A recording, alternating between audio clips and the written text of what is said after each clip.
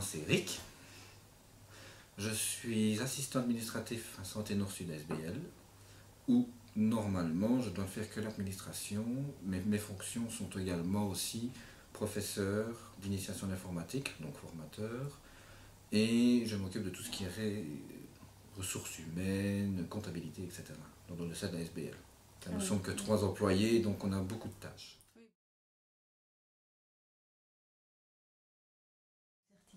Alors j'ai pris connaissance de Certica par le site internet et également aussi, étant donné que je fais la formation de Formadis par le Lab7 qui est ici. Donc.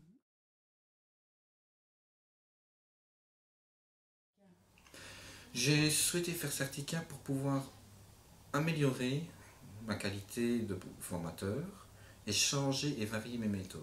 Parce que malgré que je suis professeur de bureautique et de secrétariat, j'aime toujours me mettre vraiment à la page et également apprendre de nouvelles méthodes beaucoup plus actives que le transmissif.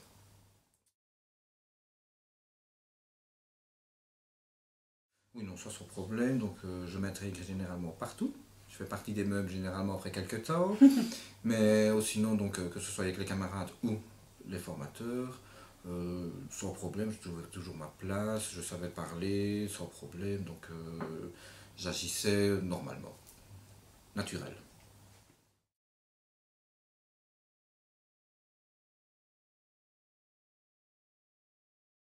Outillé, oui, parce que nous avions toujours des feuilles, donc il faisait donc des activités. J'ai même acheté d'ailleurs le livre de Tiagui pour m'en servir, donc ça c'est très pratique. Et j'en sers toujours actuellement, donc on a fait des jeux, on a fait de la théorie, que surtout sur Certica on dit de ne pas faire de théorie, mais là c'était obligatoire. Mais on a passé par des jeux, etc. Et concernant les accompagnements, oui. J'ai bien aimé surtout les accompagnements car ils étaient toujours là pour nous. Que ce soit même le week-end ou la semaine, mais généralement, voilà, un petit mail ou un petit coup de téléphone et ils pouvaient répondre à notre question directement. C'est pour ça que c'est surtout Certica que j'ai fait aussi, pour ça, pour les accompagnements, pour voir sur le terrain même. Ok, donc ça signifie que quand tu préparais par exemple tes cours ou tes formations, si tu avais une question particulière, tu pouvais directement la poser, oui, directement. Et il répondait généralement, avec le travail, etc., okay. C'est logique, mais sinon il répondait généralement aussi par mail ou par téléphone.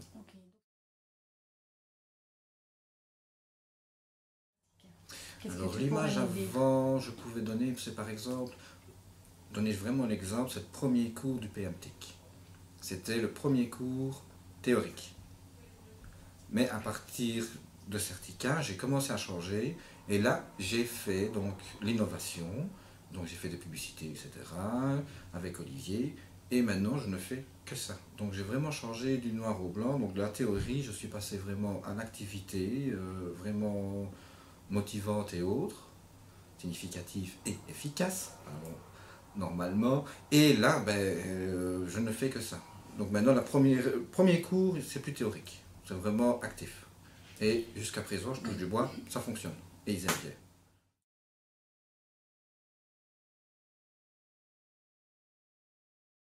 Par le portfolio, oui, au CECOTP à Liège, donc j'avais suivi une formation, mais jamais pratiqué. Donc c'est ici que j'ai vraiment pratiqué le portfolio pour l'évaluation.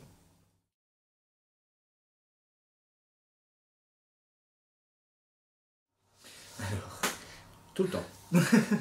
Tout le temps, sauf pour l'électronique, parce qu'on avait un électronique et un papier. Oui. Donc pour l'électronique, pour faire le site, il n'y avait pas de problème, je connaissais déjà le site, donc j'ai fait le site sans aucune difficulté, mais c'est pour le contenu. Ça, j'ai toujours des difficultés pour mes portfolios, que ce soit ici ou même mon TFE. J'ai toujours un problème, c'est que je n'arrive jamais à écrire comme je dois. Donc j'écris généralement comme je parle. Mais généralement, ça s'est bien passé, étant donné que j'ai réussi. Et que Olivier, qui était mon accompagnant, était toujours là pour m'aider, ainsi que les autres formateurs. Donc sans problème. Donc je rédigeais le texte, etc. J'envoyais à Olivier. Olivier me le renvoyait avec ses commentaires et il m'a toujours dit « réfléchis ». Donc j'ai dû réfléchir et encore réfléchir pour arriver au résultat final. J'ai du mal surtout voilà, quand j'ai eu le papier pour savoir ce qu'on devait mettre dedans. Certaines parties étaient plus compliquées pour pouvoir l'écrire que par exemple mes innovations, étant donné que c'est moi qui les avais écrites au départ, j'avais qu'à faire entre guillemets un copier-coller. Mais pour le reste, vraiment pour les parties réflexives, là j'ai vraiment cherché. Oui, oui. Pour essayer vraiment de faire les liens qui correspondent, etc. Mais ça a été. J'ai voulu abandonner parce que avec le travail que j'ai beaucoup de tâches, donc à un moment donné c'était un burn-out. Mais Olivier m'a dit, ainsi que certains autres formateurs m'ont dit, ne fais pas cette bêtise-là, continue, tu as fait. C'était surtout pour le portfolio de toute façon. Donc, mais j'ai quand même continué.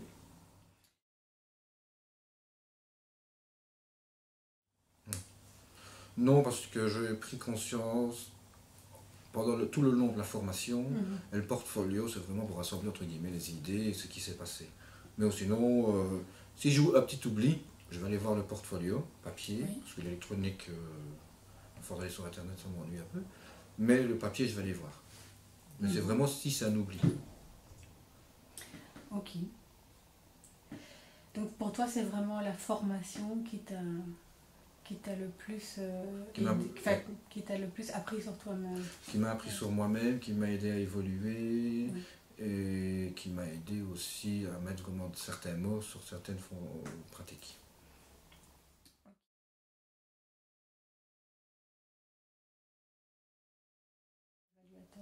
Alors j'ai fait donc la présentation pendant 10 minutes, où ça s'est bien passé. Ensuite les juges m'ont posé des questions. L'échange s'est bien passé parce que j'ai pu répondre à certaines questions et sans avoir besoin de l'aide de mon portfolio. Et je trouve que ça s'est bien passé, même si j'ai eu un peu plus que 10. Mais bon, voilà, j'ai mon grade, etc. Mais bon, ça, pour moi, c'est pas le principal, c'est j'ai réussi. Pour moi, c'est ça le principal. Et l'échange s'est très bien passé.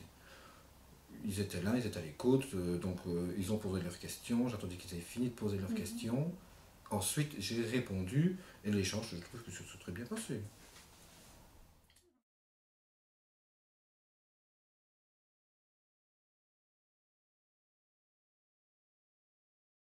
Alors, le praticien réflexif, donc je vais parler pour ma personne. Moi, donc, j'écoute d'abord les apprenants, je regarde leur niveau. Ensuite, je réfléchis à la manière que je vais leur donner cours. Et si au cas où ça ne va pas, je vais changer directement. Donc je vais réfléchir directement en 30, je ne vais pas dire en 30 secondes, mais façon de parler en 30 secondes pour changer ma manière automatiquement. Pour qu'ils essayent, surtout à la fin, d'avoir atteint les objectifs finaux et aussi les petits objectifs secondaires.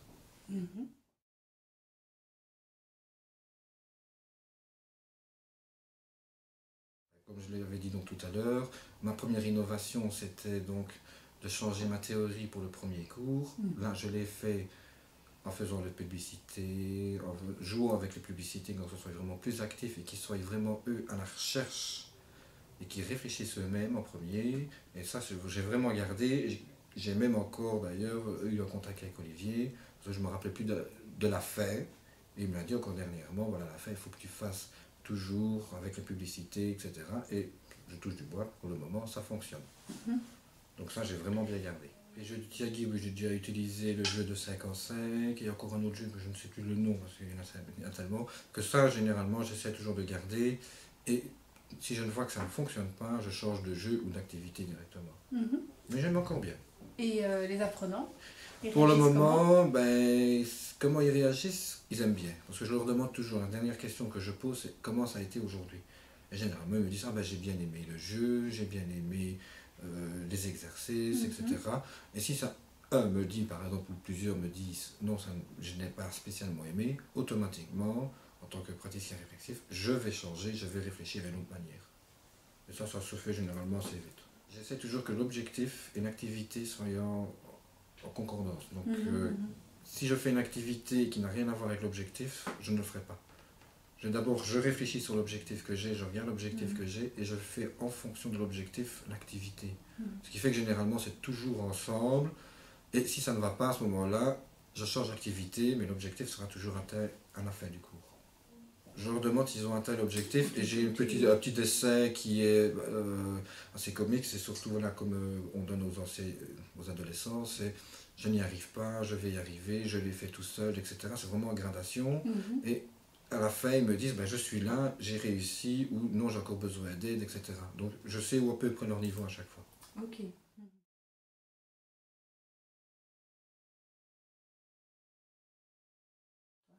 Alors, ce que j'ai apprécié, donc, c'est les accompagnements sur le terrain. C'est ce qui nous manque aussi. Donc là, ils sont vraiment venus nous voir.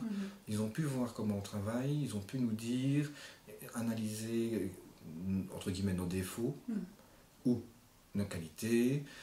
Et ce que j'ai aimé aussi, c'est bête à dire, mais c'est les parties donc, en formation, la pause. Car en la pause, on peut nous-mêmes, entre collègues donc, ou condisciples, échanger nos pratiques. Donc on a pu avoir des idées nouvelles ou donner nos idées pour pouvoir les mettre en commun, et ça c'était pratique, je trouve. Oui, c'est très important. Oui, c'est et en dehors justement de ces pauses, est-ce que vous preniez contact les uns avec les autres? On avait contact par mail ou soit par téléphone, ou alors on se voyait ici parce qu'on arrivait toujours un peu avant, et on discutait toujours ou même après.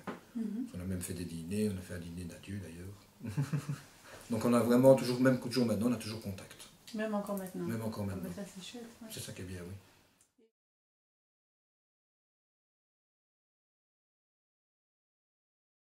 Ce que j'ai pu conseiller, parce qu'en fait, pour cette première année ici, donc, concernant le portfolio électronique, c'était avec Jimdo. Étant donné que je travaille avec Jimdo depuis quelques temps, j'ai pu les aider à dire, ben voilà, vous devez faire ça, vous devez aller là, vous pouvez faire ça, ou ça, ou ça. Donc j'ai vraiment pu les aiguiller sur la manipulation de Jimdo. C'est ça qui était agréable pour eux. Ils n'ont pas dû devoir regarder sur un syllabus ou sur le site internet. Ils me posaient une question par mail et automatiquement je répondais, ou soit par téléphone, ou soit par mail.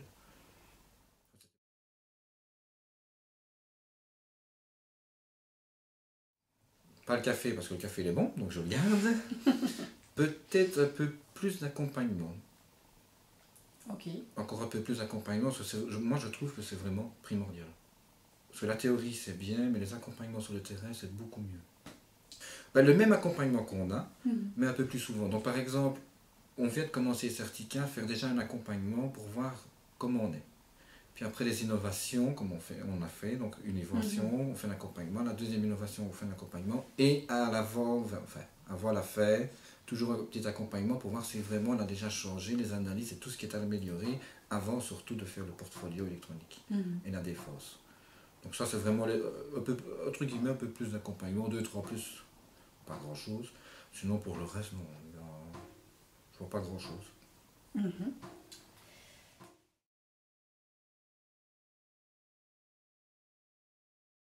Oui, sans problème. Surtout que donc on a plusieurs formateurs à la SBL, mais comme il est vacataire, malheureusement lui on ne peut pas encore spécialement le pousser, mais si on l'engage, oui, sans aucun problème. Et en plus je fais la pub donc. Ok.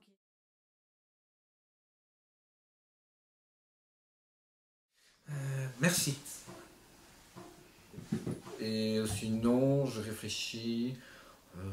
Je me suis en résumé, ben, j'ai aimé Certica parce que j'ai beaucoup appris, les échanges, les accompagnements, la défense, parce que ça sert aussi, la rencontre avec Madame Poumet, ça j'ai bien aimé aussi, et Monsieur Georges Gérard, et Monsieur, je ne sais plus, oh, j'oublie son nom. Il y avait François Georges aussi. Il y avait François Georges et il y avait Monsieur Valanduc. Et Monsieur Valanduc. Donc vraiment les extérieurs, je vais dire ça comme ça, qui sont venus quand même donner les cours, nous expliquer, etc. Ça j'ai bien aimé.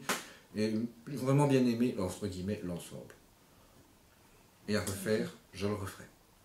Ok. Merci. Il n'y a pas de problème. Merci pour ce témoignage. Je vous en prie.